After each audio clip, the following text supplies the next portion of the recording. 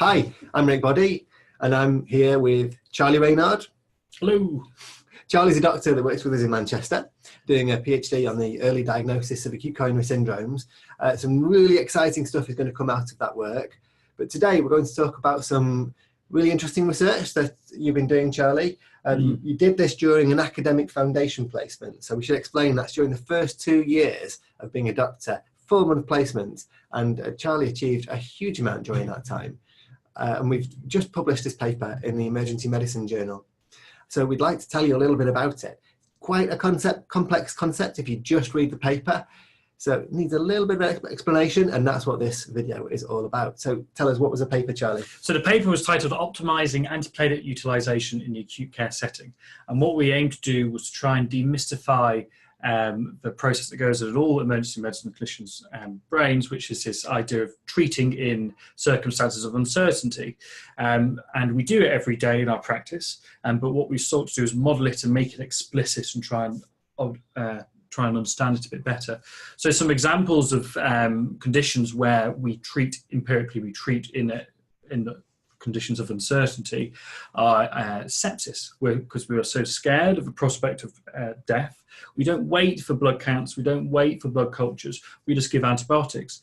Another example where we treat in conditions of uncertainty is with DVTs and PEs, which we may just have a D-dimer, we may just have a Wells score without a scan, and we give low molecular weight heparin because we are so fearful of the outcome of the potential pathology. What we're doing now is we're weighing up the risk of the condition and the risk of the side effects of the condition with the benefits of the treatment and the negative effects of the treatment. And we put that all together into our brain and we come out with an answer of low molecular weight heparin or no low molecular weight heparin. And we do this modelling process internally. So what we sought to do was to try and model that on paper. Yeah, so well, the problem with the way that we do that in practice is it's very subjective. And who knows if we actually get it right, whether the benefits are exceeding the risks or if actually we're being a little bit risk averse. My feeling is we're probably a little bit risk averse. But what we sought to do is to objectively weigh the benefits and risks of different antiplatelet treatment strategies for patients with suspected acute coronary syndromes in the emergency department, where we've always got a bit of uncertainty about whether they do or don't actually have an ACS. So Charlie, tell us exactly what this involved. So at first we realised we needed data to inform the modelling exercise. So we conducted 3 systematic reviews and we looked for data on the benefit of Ticagrelor and Aspirin, Clopidogrel aspirin and aspirin alone in cases of acute coronary syndromes. So that was looking at reduction in rates of stroke, death and myocardial infarction, and also at the rates of bleeding, one of the serious side effects of antiplatelet medication. We then also needed to inform a patient preference for each outcome. So we did a systematic review looking at utility scores, which is a measure of patient preference for different outcomes. How much does a patient disvalue, devalue having a stroke or myocardial infarction? How do they compare to each other? Yeah, so what we ended up with is this decision tree, which tells us if a patient had ACS and got, let's say, Ticagrelor, then the probability that they'll get bad cardiovascular outcome is X, and the probability that they'll bleed is Y. And then we did that for all the different possibilities, whether they have ACS, don't have ACS, and whether they got each of the different antiplatelet treatment strategies, and then multiplied the probabilities by the utility, which is what the patient told us about what's important to them. Should we explain utilities a little bit? Yeah, so 0 is the utility of death, and 1 is someone in perfect health.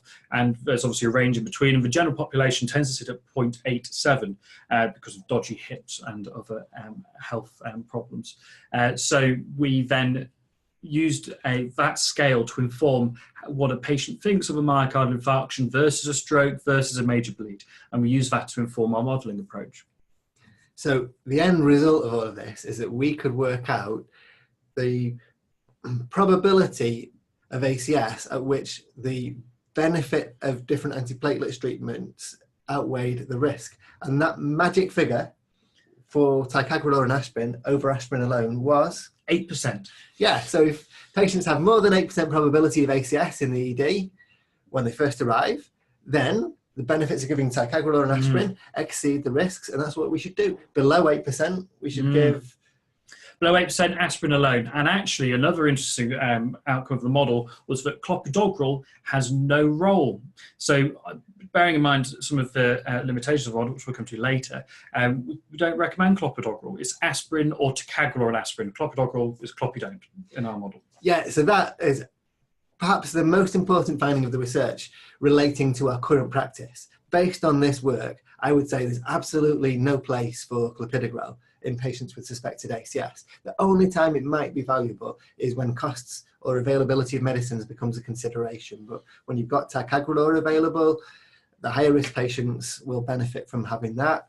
And where the probability is so low that they won't benefit, then nothing is better. There's no middle ground where clopidogrel is useful. So that's bottom line number one. Yeah. Number two, we should maybe just talk about a little bit about how this model works, because we validated it in a prospective cohort and showed that it actually would lead to overall benefit for our population based on the data we have from real patients. But we had to calculate the probability of ACS somehow. So we did that using the Tmax decision aid. One of the great things about Tmax is it does calculate the probability that each of the patients you're treating has ACS. And so we can actually know if that probability exceeds 8%. But the limitation of that... Yes, we don't account for waiting. We don't account for time passing, more investigations being done, be it another troponin, serial ECGs, functional or structural imaging, including PCI, CT coronary angiography, which gives us better information, more information, and can improve our diagnostic accuracy. So what we haven't done, and an important limitation of this model, is the choice of waiting for more information to come through. What is the benefit? What is the cost of that?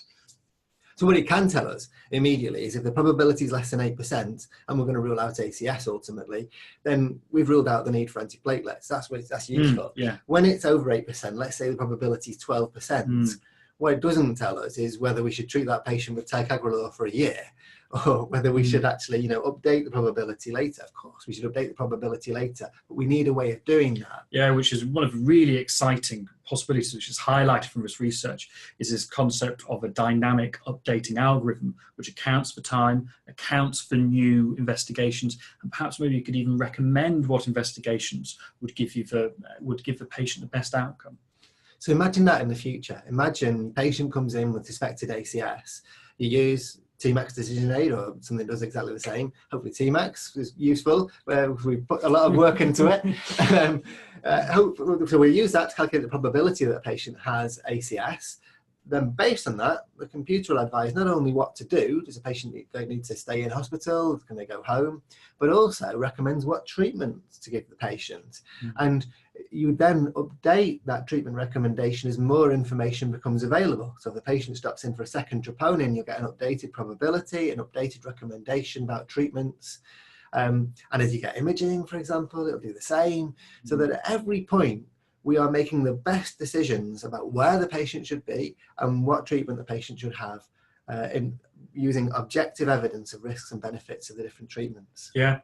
So in conclusion, what we've done is we've modelled the uncertainty in acute coronary syndromes, and we found that above a risk of ACS of 8%, we recommend ticagrelor and aspirin as a strategy. And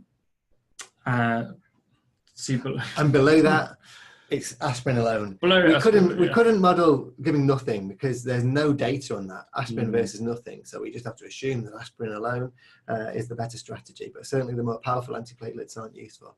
And watch this space for more work. So I think it really sets a precedent for work in this space to objectively weigh risks and benefits of treatments and to use prediction models to calculate probabilities and guide us on when treatment really is going to be of benefit, and so that our patients get the benefit of the treatments without being exposed to unnecessary risks. So we hope you've enjoyed this little short video, and we hope you'll enjoy reading the paper. We're also going to plan to write a few other things about the paper. We'd love to hear from you. If you have any questions, any thoughts, get in touch with us by Twitter, by email, by your comments. And thank you very much for listening. I'll wear a shirt next time. See you.